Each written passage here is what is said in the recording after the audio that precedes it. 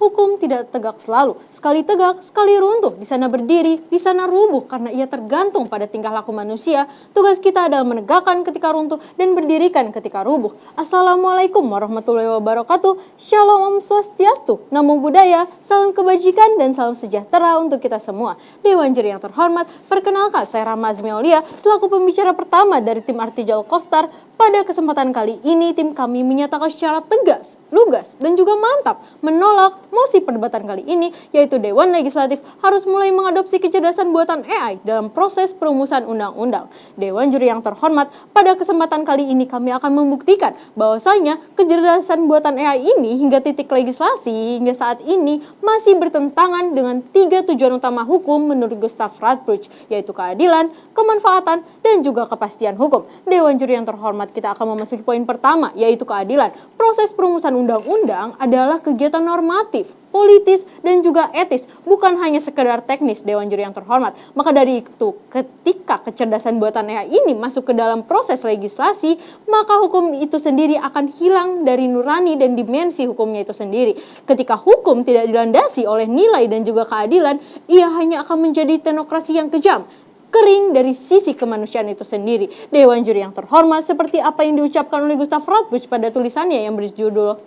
Statutory Lawlessness, Suprastatutory Law pada halaman 105-108, beliau mengatakan bahwasanya ketika hukum dan juga keadilan ini bertentangan secara ekstrim, maka kita harus mengesampingkan akan hukum itu sendiri dan kita harus mengedepankan akan keadilan itu sendiri. Dewan Juri yang terhormat, kita bisa melihat bahwasanya eksistensi dari hukum itu sendiri adalah keadilan. Maka bagaimana mungkin kita akan menyerahkan kepada sistem yang bahkan sistem ini sendiri pun tidak mengenali apa itu keadilan. Lalu poin kedua yaitu kemanfaatan. Dewan Juri yang terhormat, dalam teori hukum sejak era Jeremy Bentham, kemanfaatan adalah nilai yang mengukur sejauh mana hukum ini bermanfaat bagi masyarakat luas atau tidak. Dewan Juri yang terhormat, kita tidak hanya mengukur secara prosedural, kita juga harus mengukur secara substansi kehidupan sosialnya itu sendiri. Hukum tidak hanya bertanya apa yang terjadi, tetapi hukum juga harus bertanya apa yang seharusnya terjadi. Dewan Juri yang terhormat, sementara itu AI sendiri tidak memiliki nalar normatif yang mengukur sejauh mana norma ini benar-benar berguna bagi masyarakat luas. AI hanya mengenali kolerasi, bukan makna sosial. AI hanya mengetahui bahwasanya pasal A ini sering dilanggar, tetapi AI tidak mengetahui mengapa pasal ini sering dilanggar. Apakah ada suatu norma yang tidak adil atau represif. Dewan Juri yang terhormat, kita akan memasuki poin ketiga, yaitu kepastian hukum. Menurut Undang-Undang Nomor 12 Tahun 2011, Junto Undang-Undang Nomor 13 Tahun 2022 secara tegas mengatakan bahwasanya proses perumusan undang-undang harus dilakukan oleh subjek hukum yang sah secara konstitusional dan melalui mekanisme yang partisipasif, transparan, dan juga dapat dipertanggungjawabkan baik secara hukum maupun secara politik. Dewan Juri yang terhormat, kita bisa melihat hingga saat ini kecerdasan buatan AI ini masih belum diatur secara komprehensif di Indonesia. Dewan Juri yang terhormat, tim kami tidak anti terhadap AI. Tim kami menyepakati bahwasanya AI ini bisa menjadi alat bantu administratif, riset, dan juga prediksi kebijakan. Dan juga AI dapat digunakan ketika AI sendiri sudah memiliki payung hukum yang jelas, standar etik yang tepat, dan juga pengawasan yang ketat. Dewan Juri yang terhormat, dengan demikian, demi menjaga integritas hukum, legitimasi demokrasi, dan juga kepercayaan masyarakat sendiri terhadap undang-undang, maka tim kami secara tegas mengatakan bahwasanya hingga saat ini kecerdasan buatan AI masih belum bisa digunakan dalam proses legislasi di Indonesia.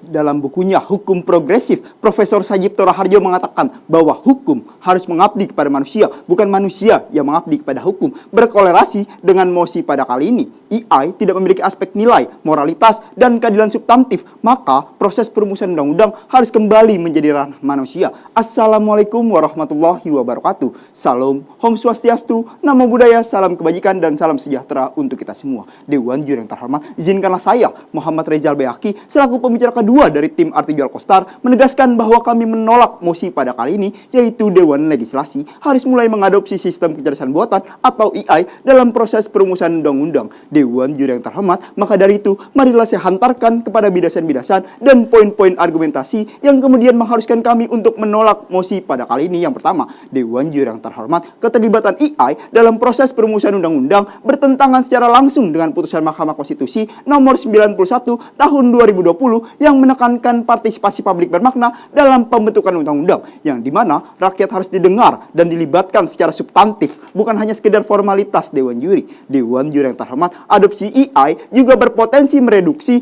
proses demokratis menjadi proses teknokratis, padahal undang-undang adalah hasil kontrak sosial antara rakyat dan negara yang harus menjamin keterlibatan masyarakat. Vox Populis, Vox Dei. Suara rakyat adalah suara Tuhan. Dewan Juri yang terhormat. Kedua, secara finansial, penggunaan AI membutuhkan biaya yang sangat besar, Dewan Juri yang terhormat. Sekitar 200 sampai 500 juta dolar Amerika Serikat atau sekitar 3 sampai 8 triliun rupiah untuk biaya pengembangan awal, belum biaya pemeliharaan dan lain sebagainya macamnya. Dewan Juri yang terhormat, anggaran ini tidak realistis bagi Indonesia yang alokasi APBN-nya masih terfokus pada pendidikan, kesehatan, infrastruktur dasar, serta rasio utang terhadap PDB yang kini masih menjadi perhatian Dewan Juri yang terhormat. Yang ketiga, resiko keamanan data dan cyber di Indonesia masih sangat tinggi.